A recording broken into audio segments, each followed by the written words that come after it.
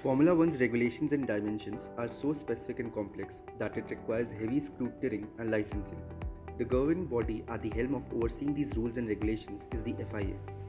How does FIA operate to keep the races compliant with regulations? Let's dive in to understand its operations.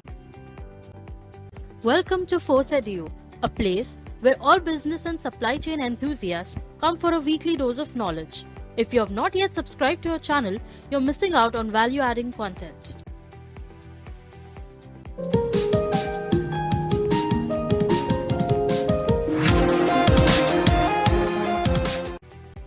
Tracks. Racing tracks are graded in 6 categories by the FIA, from grade 1 to grade 6. Only the grade 1 tracks of the highest category are allowed to host F1 races. A long list of criteria that a circuit must meet to be granted a grade 1 license. The requirements cover everything from the track dimensions to the type of drugs kept in the on-site medical center. A license granted is typically valid for 3 years from the inspection date. Tires. One of the most essential components of an F1 car is its tires. F1 strategists and drivers spend a lot of time scratching their heads about which type of tire to use. There are 2 types of tires, slick or dry and wet, but there are further classifications. There are 5 compounds for slick tires and 2 for dry. Slick tires are numbered from C1 to C5 and then colored according to the compounds. C5 is the softest and C1 is the hardest. The decision to use the tire depends on many factors, ranging from track temperature, the roughness of track, and weather conditions.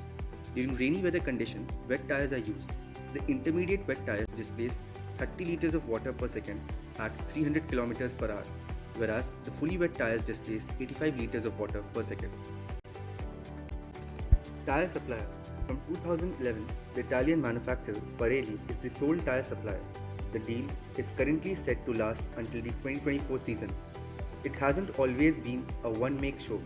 Since the start of the World Championship, F1 has had 9 different manufacturers: Avon, Dunlop, Engelbert, Firestone, Bridgestone, Continental, Goodyear, and Michelin. Pirelli operates a fleet of trucks for races in and around mainland Europe for tire transport.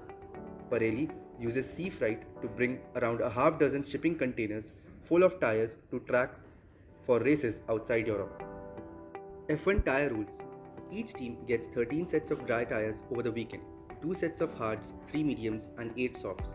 In addition, they receive 4 sets of intermediate tires and 3 sets of full wets.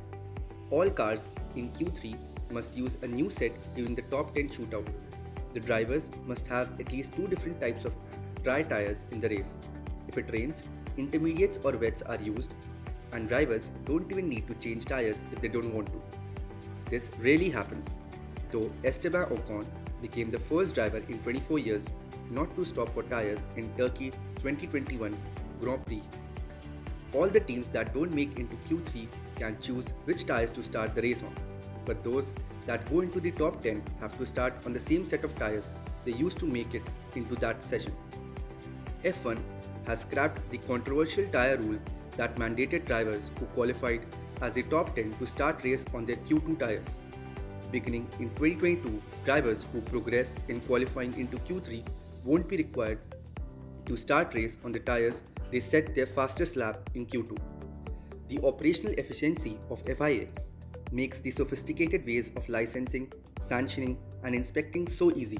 The FIA continuously encourages its engineers and designers to exercise ingenuity. The hefty operational tasks in the background make it so accurate and fair, and also upholds the driver's safety. While we bid Edu, could you name the only Grand Prix track shorter than 3.5 kilometers in length?